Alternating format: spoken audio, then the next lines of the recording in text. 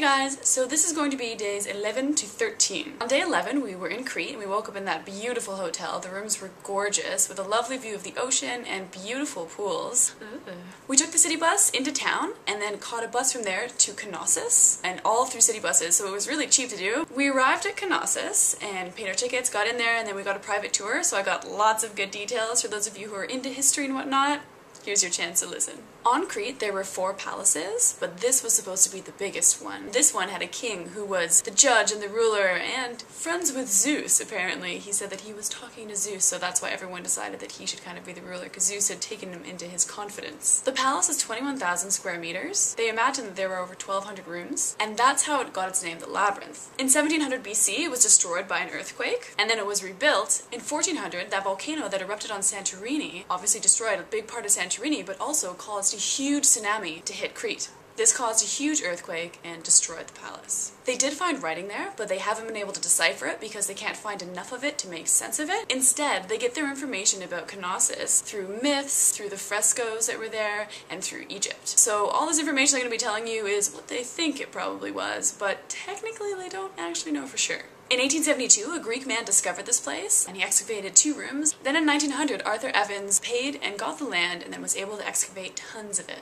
It took about 37 years to excavate what they have there now. Their main goddess was the goddess of fertility, and it's this lady here holding the snakes with her breasts out. She's supposed to be, of course, very fertile. They worshipped her, and they also worshipped the earth, because the earth gave them food, and of course they worshipped women in a sense, because we gave you children. Oh, finally a culture that has it right. They had 2 main religious symbols. One was the head of the bull, because a bull was considered a sacred animal, and the other was an axe, a 2-headed axe. It was used to sacrifice the bull. So there's tons of alabaster and marble in this place, and tons of frescoes everywhere. About half a meter is the original, and the rest of it was rebuilt, what Arthur Evans thought it was, or from the pieces that they found. They rebuilt it so you could see a little bit what this place used to be like. They even restored it to make it look like wood, but it's just cement that they've used. The reason the columns are shaped like this is because the cypress trees were put upside down so that they wouldn't be able to root again in the structure. That's how they get their unique shape. It's also very beautiful and functional. The thing that I remember most from taking history and learning about the Minoans was this fresco of this bull with these jumping acrobats on it. There's a guy in the middle and there's 2 girls on the sides. The men are always in a darker, more orange color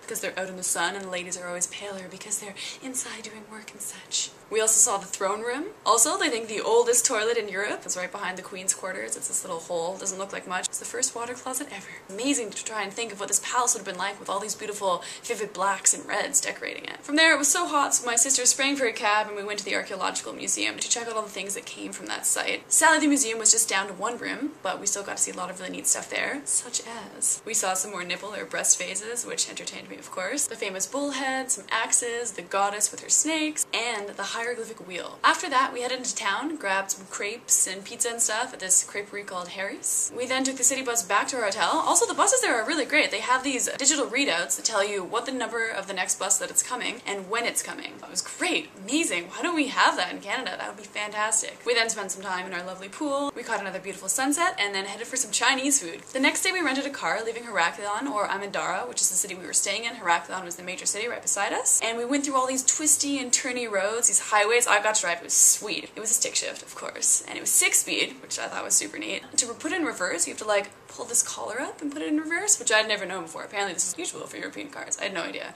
But I learned very quickly, and then I quickly learned to drive like a Greek, which essentially means riding people's asses, getting around them quickly, not caring about signs, dotted line, straight line, doesn't matter, people pass all the time. It's really nice though, people will get over onto like the shoulder, so you have a lot of easy access to pass them. It was a pleasure driving. I had a great time. Uphill, downhill, twists, turns, speeding, good times. Took about 2 hours, and then we got to Henin, or Chenin. It's an old Venetian port. We walked around, we saw some churches, we saw the market, the flea market, saw some lovely Greek delicatessens. We got to the old port. The Venetian style houses are lovely. Then we sat there and had a meal at Zippo's. How do you screw up nachos? However, I will say this, it was neat to see that it was in 8 languages. On the way back, we stopped in Rethmanon, but we just kind of quickly in and out and back onto Amandara. Then we cleaned up and went to dinner. Day 13. We got all packed up, went to the airport, hopped on a plane, went to Rhodes, took like 45 minutes, super quick. We arrived to a beautiful sunset and a lovely looking pool. We walked through the new town, we saw the fish spa, which is ridiculous. There's these fish that just eat off the dead skin from your feet. It just seems weird, but there's funky lights and stuff, but it's way overpriced. It's like 15 euros for half an hour. I'm good, but thank you. We also saw dick liquor, which cracks me up. Yes, it's the shape of penises again. Again, the Greeks like breasts and penises, and it's in their art, it's on their liquor bottles, it's intense. And we are staying at the Blue Sky City Hotel. It sounds lovely, the pool looks lovely, but let me tell you, you don't want to stay there. The food is not very good. It was pretty brutal that first night. Everything just kind of feels like it's a little bit dirty. I wouldn't recommend staying there, but it was really close to the beach, which was nice. So that's all for now. Thanks so much for watching.